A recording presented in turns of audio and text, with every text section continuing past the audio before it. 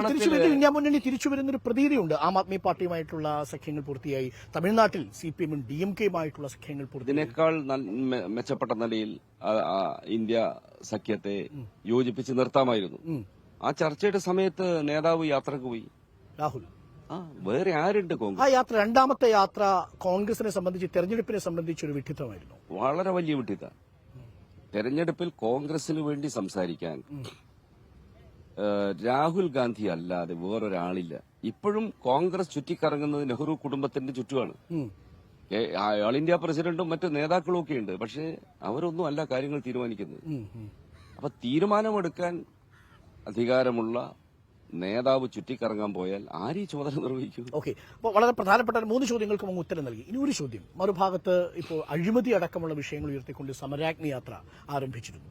ആ സമരാഗ്നി യാത്ര സമാപിച്ചു. അതിനിടയിൽ ചില നിർഭാഗ്യകരമായ കാര്യങ്ങൾ സംഭവിച്ചു എന്നുള്ളത് നമുക്കെല്ലാവർക്കും അറിയാം. പക്ഷേ സമരാഗ്നി അവസാനിക്കുന്ന ഘട്ടത്തിലും കോൺഗ്രസിന്റെ സംഘടനാ തലത്തിൽ ഒരു ഉയർപ്പുണ്ടായിട്ടുണ്ട്.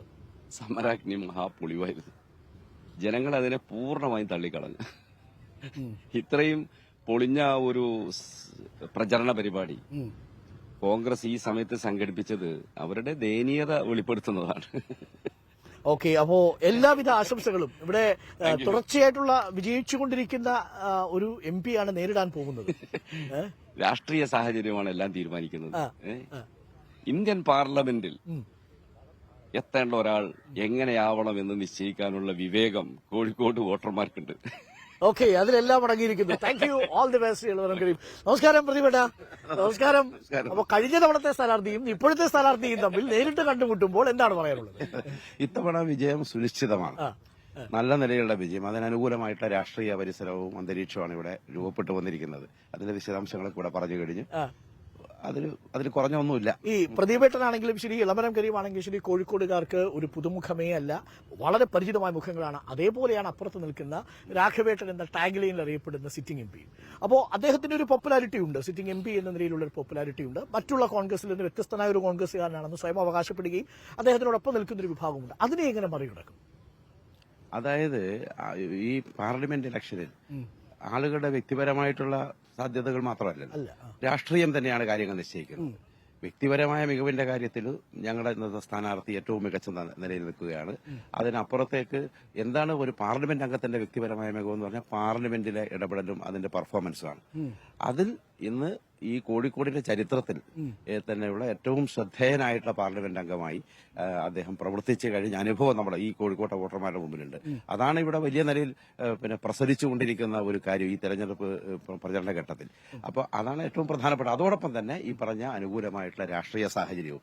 അതായത് നിങ്ങൾ എത്ര കാലം അവിടെ ഇരുന്നു എന്നുള്ളതല്ല, ഇന്ന് രാജ്യം നേരിടുന്ന ഏറ്റവും വലിയ വിപത്ത് ഈ വർഗീയ ഫാസിസ്റ്റ് പ്രവണതകൾക്കെതിരെ പാർലമെന്റിനകത്തും പുറത്തും ഒരു അക്ഷരം വിവേകമെടുത്ത ആൾക്കാർക്കുണ്ടല്ലോ. പക്ഷെ അവരതിനെ പ്രതിരോധിക്കുന്നത് അവരുടെ പാർലമെന്റിലെ അറ്റൻഡൻസ് വെച്ചുകൊണ്ടാണ്. 90% അറ്റൻഡൻസ് ഉള്ള MPയെ പിന്നെ നിങ്ങൾ അവിടെ അയക്കണ്ടേ എന്നാണ് ചോദിക്കുന്നത്. വായ തുറന്നോന്ന നാട്ടുകാർ ചോദിക്കില്ലേ? അപ്പൊ ഒരു കാര്യം ഉറപ്പാണ്. അപ്പം കോഴിക്കോട്ടെ പ്രസംഗത്തിന്റെ വീഡിയോ എങ്കിലും പ്രദർശിപ്പിക്കട്ടെ. ഒരു വെല്ലുവിളിയാണ് നരേന്ദ്രമോദിക്കെതിരെ നരേന്ദ്രമോദി ഉയർത്തുന്ന BJP ഉയർത്തുന്ന ഫാസിസ്റ്റ് വർഗീയ വെല്ലുവിളിക്കെതിരെ ശബ്ദിച്ച ഒരു ശബ്ദം പുറത്തു കാണിക്കട്ടെ.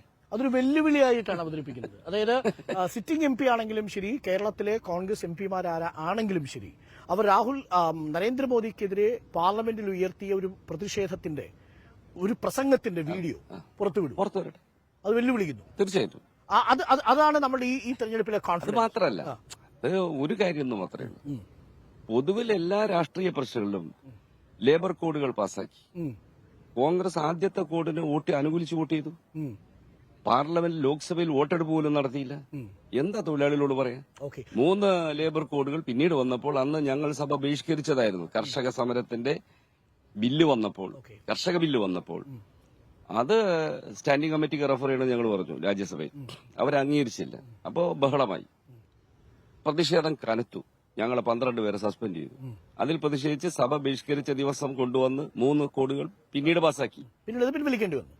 അത് കർഷക ബില്ലുകളാണ്. ലേബർ കോഡുകൾ ഇപ്പോഴും നിലവിലുണ്ട്. അപ്പോൾ ഈ 2 പ്രധാനപ്പെട്ട വിഷയം, കോഡ് ഓൺ വേജ് എന്ന് പറയുന്ന ആദ്യത്തെ കോഡിനെ അനുകൂലിച്ച് വോട്ട് ചെയ്തു രാജ്യസഭയിൽ കോൺഗ്രസ്. ലോക്സഭയിൽ വോട്ടെടുപ്പ് പോലും നടന്നില്ല. വോട്ടെടുപ്പ് ആവശ്യപ്പെടണ്ടേ കോൺഗ്രസ്? ശരി, okay, thank you Shri Elamaram Kareem. അപ്പോൾ ഓൾ ദി ബെസ്റ്റ് പ്രതിഭട്ട. കാര്യങ്ങളൊക്കെ ഉഷാറാവട്ടെ. Okay, thank U.